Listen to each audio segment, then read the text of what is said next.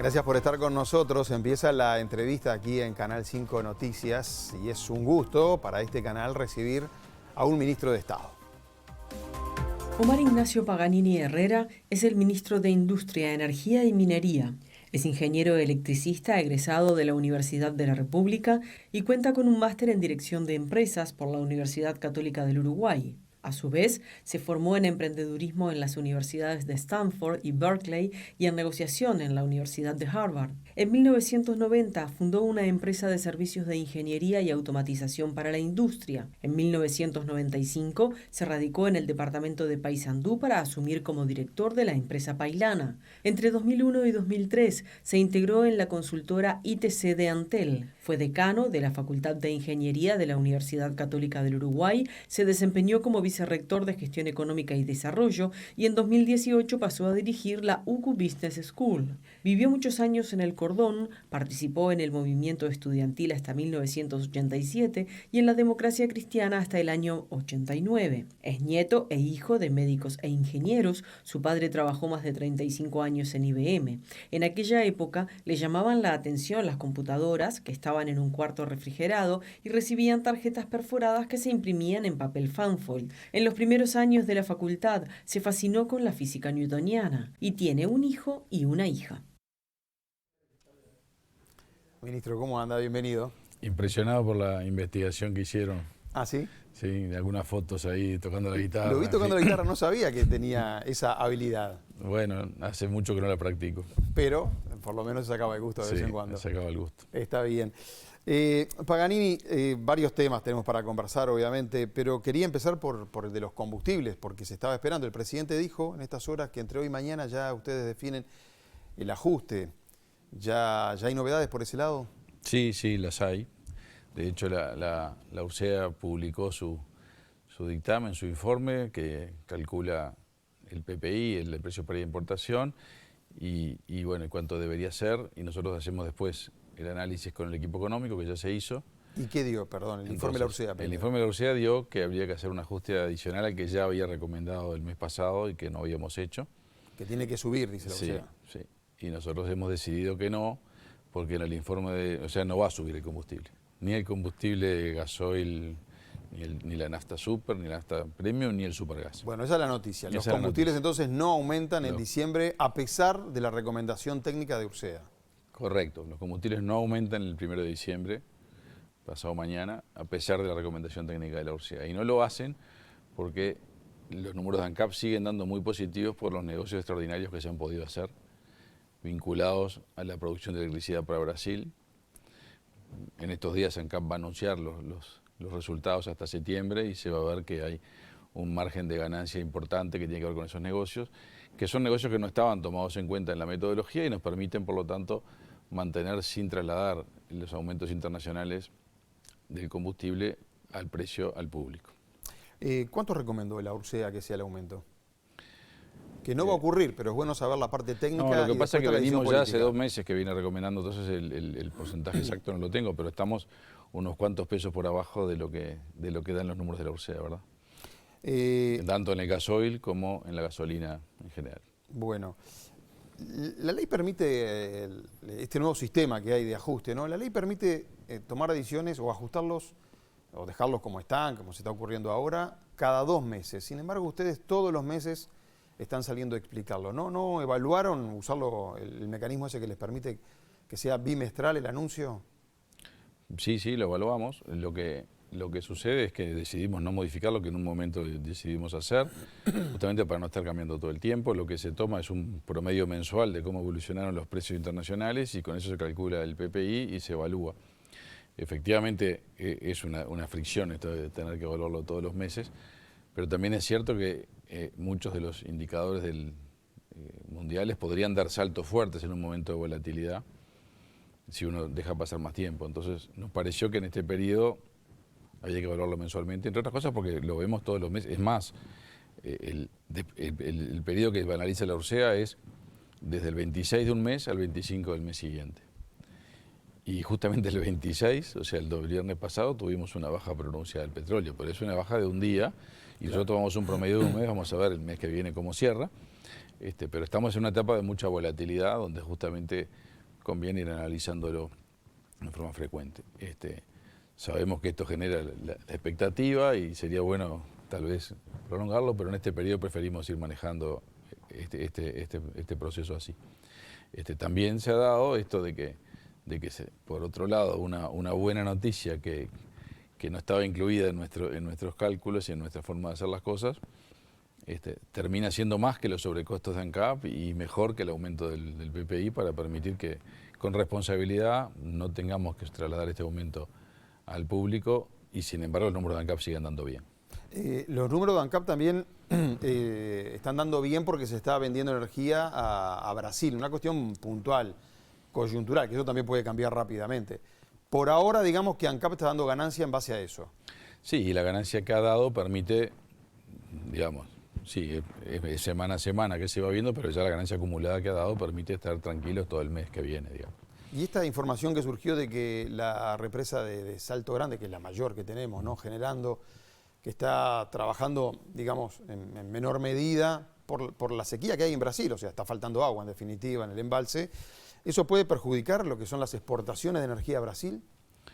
Bueno, sí, por supuesto que uno primero tiene que cubrir la demanda local y si la hidroeléctrica cae, tenemos la biomasa, tenemos la eólica, pero después al final hay que prender las centrales térmicas y capaz que hay menos posibilidades de exportar a Brasil. Eso se evalúa todo el tiempo, ¿verdad? Así funciona el despacho de carga nacional y lo que se ofrece para exportar es lo que queda remanente. ¿Pero ahora se está vendiendo a Brasil prendiendo las centrales térmicas o, sí, o la energía está renovable? Hemos tenido de las dos situaciones, pero hemos prendido bastante las centrales térmicas, por eso está esta venta de gasoil que se menciona de ANCAP a UTE, que le generó estas ganancias extraordinarias a ANCAP.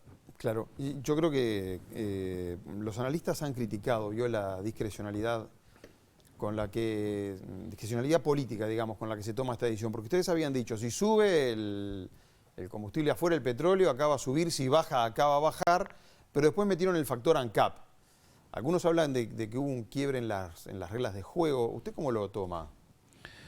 Lo que pasa es que lo que nosotros queremos, primero que nada, lo que dice la ley de urgente consideración es que hay que tomar en cuenta la información de la URSEA, pero también hay que tomar en cuenta los números de ANCAP para tomar la decisión, que puede ser mensual o bimensual.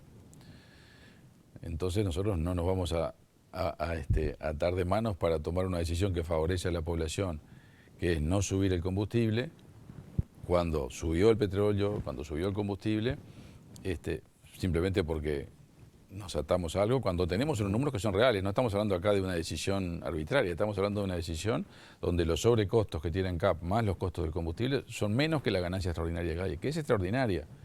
Y entonces, ¿qué quieren? ¿Que subamos el combustible para cumplir con el procedimiento o que apliquemos esto, que es aprovechar una situación extraordinaria a favor del consumidor?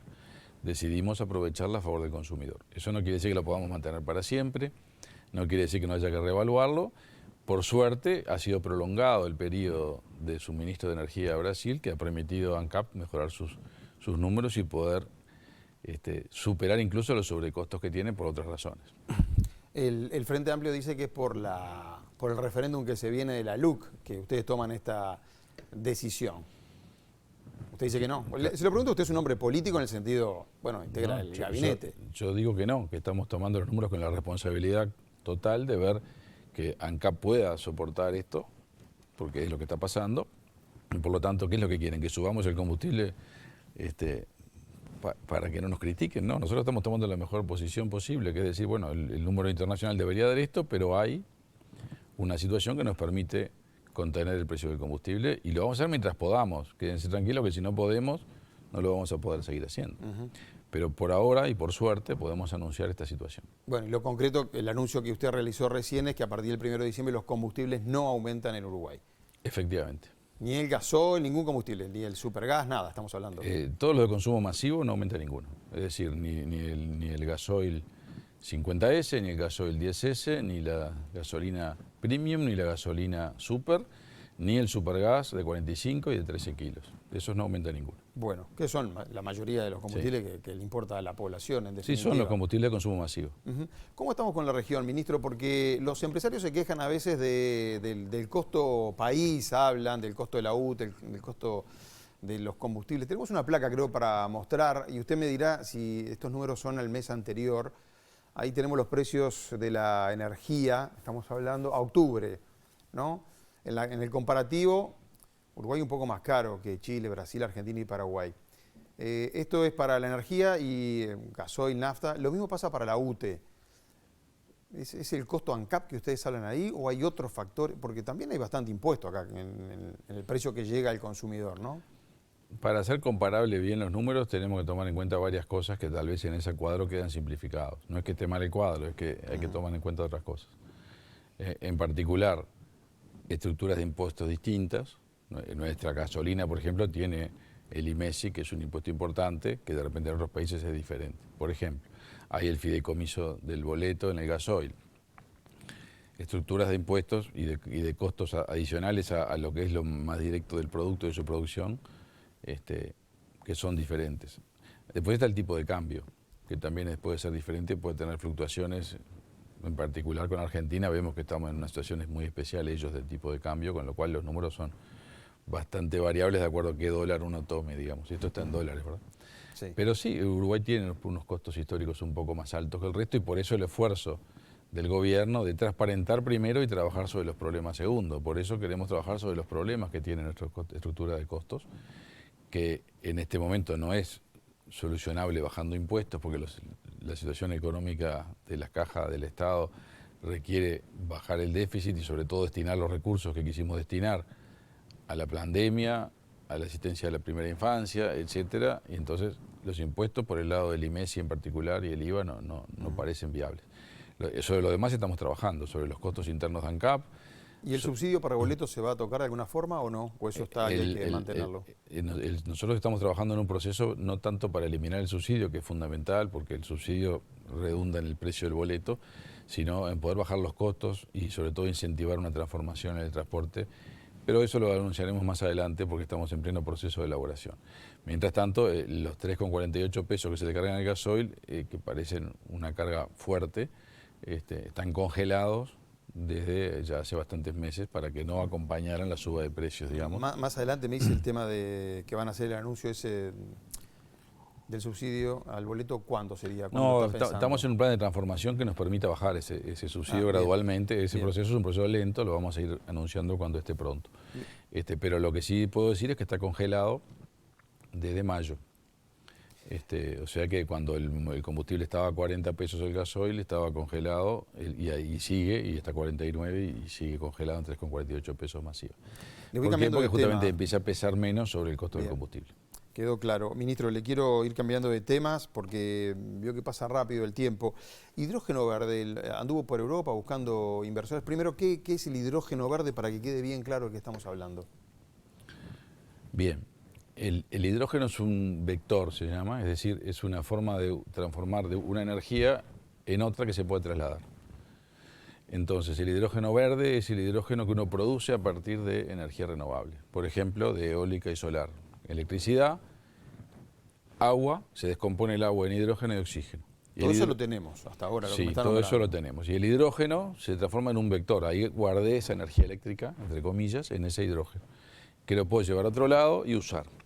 Entonces es una forma interesante de ir sacando al petróleo de la matriz energética. Por ejemplo, en el transporte, si uno encuentra un vehículo que funciona a hidrógeno, produce el hidrógeno con energía renovable y el vehículo se mueve con ese hidrógeno, no usó petróleo y fue ir reemplazando el combustible fósil en el transporte. ¿En qué transporte es valioso el hidrógeno? En el de larga distancia y de carga. No para los autos comunes en la ciudad. Para los autos comunes en la ciudad y para los vehículos de corta distancia, incluso hasta ómnibus, las baterías hoy son una realidad comercial. El hidrógeno todavía está en desarrollo, todavía no es una realidad, todavía es más costoso. Y lo que está diciendo todos los expertos en el mundo es que el hidrógeno sirve para los buques, para eventualmente combustible sintético nuevo para el transporte aéreo y para los camiones de larga distancia y buses de larga distancia. ¿Y su idea que es que Uruguay se meta en la producción? Porque cuando anduvo en Europa, que los veíamos allí incluso con algunos árabes en la vuelta, que tienen bastante dinero, estuvo en Dubái también, ¿qué es que ellos financien el proyecto acá en Uruguay? Nuestra idea con el hidrógeno verde es que Uruguay, por un lado, pueda avanzar en una segunda transformación donde el transporte de larga distancia pueda ir siendo hacia el hidrógeno en el mediano plazo, pero también por el tamaño de los proyectos de hidrógeno que se están viendo que el mundo está apoyando, tiene que ser un rubro de exportación para el país. El Uruguay va a tener que exportar hidrógeno y tiene una oportunidad de transformarse en un productor de hidrógeno verde para el mundo. Y de los derivados del hidrógeno verde, que son estos combustibles alternativos, que son muy interesantes porque se pueden usar en un avión tal cual es hoy, por ejemplo. ¿Pero está pensando en capitales moderno. privados? O está Estamos pensando en iniciativas privadas. ¿ANCAP no puede jugar ahí un partido? ANCAP podrá jugarlo, pero no lo va, el Estado lo que no va a hacer es entrar en aventuras desde el punto de vista financiero que nos permitan después lamentar problemas, porque este es un mercado con mucha incertidumbre todavía, inversiones muy grandes y a largo plazo. Entonces, si ahí los privados no juegan el rol, el Estado uruguayo no tiene la capital para arriesgar en este tipo de cosas. ¿De qué lo que sí estamos puede hablando? ser, Cuando usted me dice una inversión acá para producir hidrógeno verde. y se están hablando de 3 tamaños de proyecto. Un proyecto piloto son de repente 10, 15 millones de dólares, un monto chico que sirve para aprender sobre todo y para empezar a mover la rueda del hidrógeno y decirle al mundo, estamos con el hidrógeno. Un proyecto mediano o estándar que hoy se puede hacer, que hoy podría haber interés, que hay interesados para hacer en Uruguay, es un proyecto de algunos cientos de millones de dólares, que permite generar energía renovable, por ejemplo fotovoltaica, producir el hidrógeno y usarlo en una planta química para producir querosén verde, que es lo que se usa para reemplazar el combustible aeronáutico. Y exportar eso, que los países europeos, por ejemplo, van a exigir una mezcla de querosén verde obligatoria en sus aviones. Ahí Uruguay ya puede jugar su partido. Ahí digamos. ya podemos jugar nuestro partido y capaz que en un par de años tenemos algún proyecto concretado que se está empezando, se confirma en este país. Y después vienen los proyectos muy grandes. Los megaproyectos, que son proyectos que para poder llegar a ellos, al mundo le falta logística, infraestructura, puertos, barcos, muchas cosas, que son proyectos que uno dice, bueno, lleno un barco con hidrógeno líquido y se lleva hasta uno de los grandes puertos del mundo, como Rotterdam o como puede ser Hamburgo o Trieste en el Mediterráneo, y se distribuye el hidrógeno en los gasoductos europeos. Bueno, esos proyectos van a demorar, son de miles de millones de dólares, y de repente precisan 5 veces la energía renovable que el Uruguay tiene instalada, y ojalá podamos hacerlo porque tenemos para producir muchas veces la energía renovable que ya tenemos, pero es un proceso gradual y el mundo tiene que construir esto. Entonces, como todo esto está en un desarrollo, no es el Estado el que tiene que apostar y después perder cientos de millones que podían dedicarse a otras cosas, sino los que necesitamos que se dediquen a otras cosas, a la educación, a la seguridad, a la obra pública para todos. Esto es un negocio que el Uruguay debería apoyar, como ha apoyado el negocio de la soja, de la celulosa y demás, pero el capital y el riesgo tiene que ser privado. Ministro, el Antel Arena, el otro día lo interpelaron, lo llamaron al Parlamento allí. ¿Le molestó que el Frente Amplio no entrara a sala? ¿Se lo esperaba? La verdad que nadie se lo esperaba de los que estábamos ahí por entrar a sala.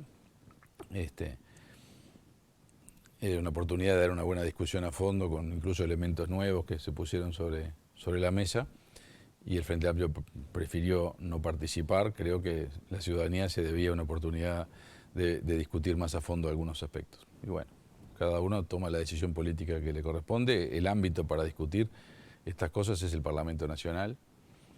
Si no se quiere discutir, bueno, cada uno sacará su conclusión. ¿Usted tiene la idea, por lo menos, de que hubo irregularidades en la construcción del Antel Arena? Le pregunto porque usted leyó todos los documentos, digo, es el ministro que lo que hubo fue accede a todo el material. muchísima discrecionalidad, o sea, se tomaron muchísimas decisiones en forma, yo diría, prácticamente arbitraria, o sea, sin licitación, compra directa, reiteradamente. Hay un tribunal de cuentas que se oponía y se seguían tomando las decisiones a como diera lugar. Claramente eso no es un proceso regular. No me animo a decir que hubo otro tipo de problema. Lo que sí es claro es que había una opinión fuerte del Tribunal de Cuentas de que lo que estaba haciendo Antel estaba fuera de su ámbito específico de competencia. Y se seguía para adelante. Se siguió para adelante y lo que apareció como elemento nuevo el otro día en el Parlamento, que lo presentó el presidente de Antel, Gurméndez, es que el informe que supuestamente respaldaba la constitucionalidad de este accionar, que supuestamente era del Instituto de Derecho Constitucional de la Facultad de Derecho de la UDELAR, en realidad no lo era. Era un informe hecho a título personal por un profesor muy vinculado al gobierno anterior. Entonces, en ese sentido, creo que efectivamente se confirma que había una decisión del Tribunal de Cuentas que no se pudo digamos, negar, pero se siguió adelante pese a todo. Además, ese mecanismo constante de la compra directa y finalmente lo de declarar la reserva, que se mantuvo la reserva y se volvió a declarar por 10 años la reserva de toda la obra del Antel Arena. Toda la información estaba reservada hasta que la levantó esta administración. Y uno no reserva una obra con el argumento de que estoy en competencia porque no quiero que se enteren después qué se hizo, de cuánto costaban las butacas. O sea, es una reserva que no se explica. 120 millones de dólares fue el costo total del Antel Arena. Hay una discusión política que sigue, obviamente. El ministro había dicho usted que más o menos 100 años teníamos que invertir ahora en tiempo para pagar esa obra. Sí, ahora parece que es más, porque yo había hecho el cálculo con 100 millones de dólares, no con 120, y suponiendo que se iba a ganar 1 millón por año, que era lo que daba el plan de negocio final, el último que tuvimos acceso. Hubo uno antes que era mucho más optimista. Bueno, pero hubo uno que daba 10 millones de dólares por año, creo, de ganancia. Sí, claro, pero ese ya vimos de que era, digamos, muy voluntarista. El que se me presentó a mí en su oportunidad, hablaba de 1 millón, por eso yo dije 100 millones, 1 millón da 100 años. Pero ahora resulta que sabemos que en el 2019, que fue el primer año de funcionamiento de la Antel Arena, no se ganó 1 millón, se perdió más de 1 millón. Si con pérdida no lo vamos a pagar nunca más. Eso no quiere decir, y me adelanto a tu pregunta, Leo, de que no mantengamos el Antel Arena funcionando, porque ahora que la ciudad lo tiene, es un estadio que hay que aprovecharlo y hay que sacarle el jugo. Ahora, la verdad que creemos que es un mal negocio. Hay una lectura política también de todo esto. La actual intendente de Montevideo fue ministro de Industria, como usted ahora, fue la presidenta de Antel, que fue, si se quiere, la que llevó adelante esta obra. Mire lo que decía sobre los cuestionamientos que están ocurriendo y sobre esta auditoría que hizo esta administración. Parecería ser como que hay un sector del Partido Nacional que está obsesionado con Antel y con las empresas públicas.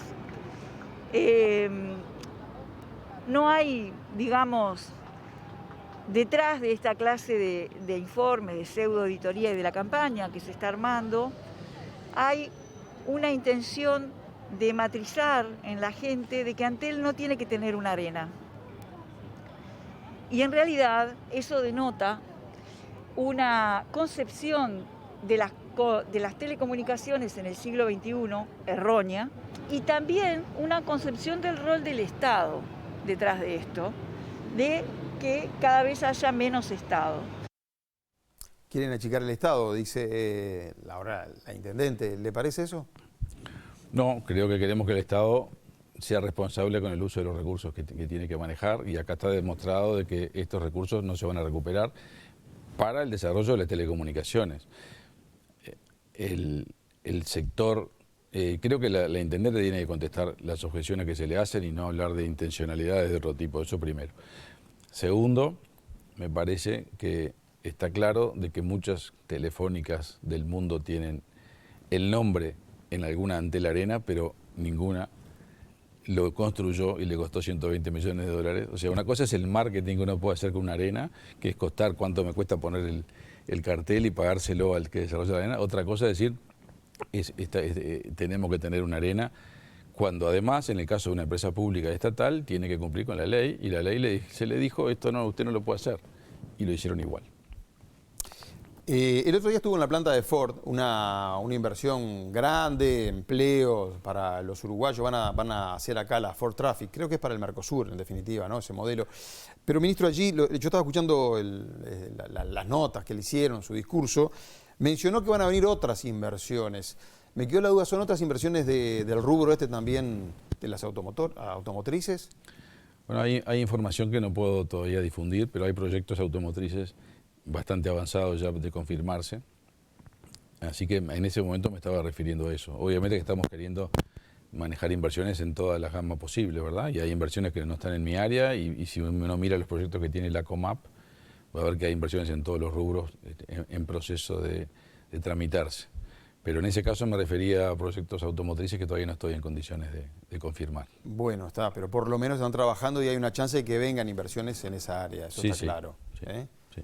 Y la portabilidad numérica, le voy ya veo, si viene brava la le voy mano. haciendo un salpicón, ya que lo tenemos acá. No, porque es uno de los temas que está en la ley de urgente consideración, es de su área. Para empezar, la portabilidad numérica es que los uruguayos básicamente podamos mantener nuestro número de celular que es un número que ya identifica a la persona, ¿no? Como el número de cédula prácticamente, pero que podamos cambiar de compañía telefónica.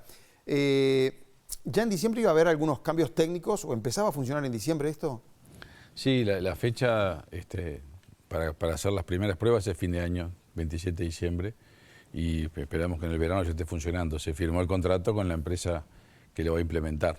Pero las primeras pruebas es que yo, por ejemplo, soy una compañía, ahora a fines de diciembre, ¿me puedo cambiar a la otra compañía o pruebas de qué tipo? No, pruebas técnicas de que esté funcionando todo el sistema. El sistema se está instalando ahora, pero requiere ponerle a fin. Es un sistema complejo. Ustedes comprenderán que una de las cosas que pasa con este sistema es que cada persona tiene que estar registrado en algún lado en qué compañía está siendo afiliado, porque ahora con el número uno no sabe de qué compañía. Entonces hay una base de datos que es independiente de las 3 telefónicas, que depende de la URSSEC contractualmente, donde cada llamada es consultada y sabe, ese número está en tal compañía. Y entonces ahí se rutea la llamada. Entonces toda esa tecnología, que en realidad es un contrato que se hizo en una licitación comandada por la URSSEC, es la que está ahora poniéndose en producción con pruebas y demás, y esperemos que esté funcionando al principio de año. Está bien. ¿Y cuándo los uruguayos, después de las pruebas, cuándo nos podríamos cambiar, digamos? ¿Cuándo está esto funcionando para...? Vamos a ver, pero esperemos que ya en enero o febrero esté funcionando. Ya hay bastante pronto entonces. Sí. Y si cae la ley de urgente consideración, porque es uno de los puntos que está cuestionado, ¿qué pasa? ¿Se vuelve todo para atrás?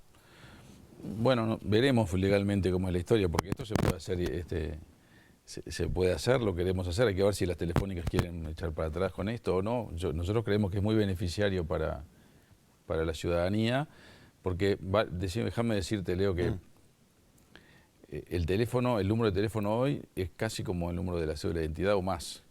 En todas las aplicaciones que uno instala de finanzas personales, de salud, hasta de entretenimiento, hasta de compras, por supuesto, online, a uno le piden el celular y generalmente le mandan un mensaje para validar que uno es uno. Incluso nos ha pasado a los que cambiamos de número que nos encontramos que no es solo el número, que hay que cambiar 7, 8 aplicaciones que son las que usamos y nos generan los dolores de cabeza de siempre. Claro. Entonces, hoy de lo que se dice es el número de celular es parte de la identidad digital de la persona. Y tiene derecho a mantenerla, esa identidad digital. Y por lo tanto, si cambiar de teléfono es un obstáculo para tu identidad digital, si cambiar de operador, es como que darle un derecho más fuerte al operador que a la persona. Nosotros queremos privilegiar a la persona, ponerla en el centro a la persona y que tenga la libertad de decir yo me cambio hacia alguien me ofrece algo mejor, y si no me ofrece algo mejor, por lo menos tengo la libertad de elegir. Y además a las operadoras esto les obliga a cuidar a los clientes, y eso también lo vemos como algo bueno. Sí. Y el gremio de Antel dice, o por lo menos siempre lo plantean como un temor de que se pueda perjudicar a Antel, es decir, que Antel pierda mercado, que pierda clientes. ¿Ustedes tienen alguna referencia que puede pasar eso? También puede ganar, digo, es un tema nosotros de creemos qué va a elegir la gente. Nosotros creemos que el mercado lo va a decir eso, y que probablemente creemos que va a ganar, porque lo que pasa en los mercados que ha pasado esto es que el operador más grande suele ser un poco el que tiene la capacidad de ser más atractivo. Pero lo que no hay ninguna duda es que hay que pensar que va a pasar lo mismo que pasa cuando se abre una oportunidad de cambiar. Va a haber una ofensiva de marketing de las 3 operadoras y depende de las estrategias de cada uno, en qué mercado crecerá una o crecerá la otra y cuál va a dar el resultado final. De repente Antel, que es lo que pensamos, ante el usuario masivo puede ganar un poco, de repente en el usuario corporativo hay alguno que se focaliza un poco más y gasta los recursos en crecer ahí. Ya lo vamos a ver. Seguro, eso lo sé de primera fuente, pero además estoy seguro que con las otras pasa lo mismo, que las 3 están preparando planes de marketing para la portabilidad. Y después lo que vemos que pasa en el mundo con la portabilidad numérica, porque hay que decirlo esto, en América del Sur solo Uruguay y Venezuela no tienen portabilidad numérica. En los demás países hace muchos años que hay portabilidad numérica. En el mundo desarrollado, ni que hablar, en todos los países de Europa y Estados Unidos y Canadá hay portabilidad numérica. ¿Qué es lo que pasa generalmente? Bueno, cuando empezó la portabilidad numérica hay cierta movilización de la gente, que algunos quieren probar el plan que le ofrece el otro, y no sé qué, y después se estabiliza y todos los años un pequeño porcentaje de gente se cambia. Se mueve, pero lo que es importante es que las personas se quedan en su operador sabiendo que es para ellos en ese momento la mejor opción, y no diciendo no me cambio porque es un problema cambiarme. 10 segundos tenemos nada más, pero ustedes estaban trabajando en un proyecto para Pili, la empresa láctea allá de Paysandú. ¿Se puede avanzar en eso? ¿Hay algo? Bueno, en Pili lo que se hizo fue una consultoría para entender cómo reconvertirla o cómo conseguir inversiones, que dio favorable, en el sentido que se entendió cuánto se puede utilizar la planta y cuántos empleos se pueden recuperar, y ahora estamos tratando de confirmar inversores para eso. Ministro Paganini, gracias por haber venido. No, gracias a ustedes. Amigos, de ustedes también me despido. Han sido más que amables, como siempre. Que pasen bien. Buenas noches. Gracias.